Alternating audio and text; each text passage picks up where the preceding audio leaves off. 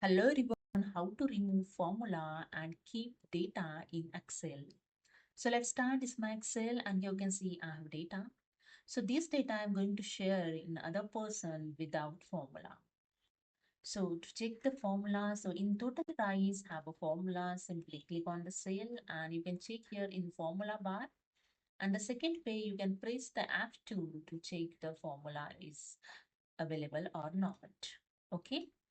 To remove this formula, simply select the entire column and press the Ctrl C to copy this and go to the Home tab. In Clipboard Group, click on the Paste option and in Paste Values, click on the first option. That's it. Your formula is removed. You can see here when you press tab to the formula is not showing in formula bar, also formula is not showing in any cell.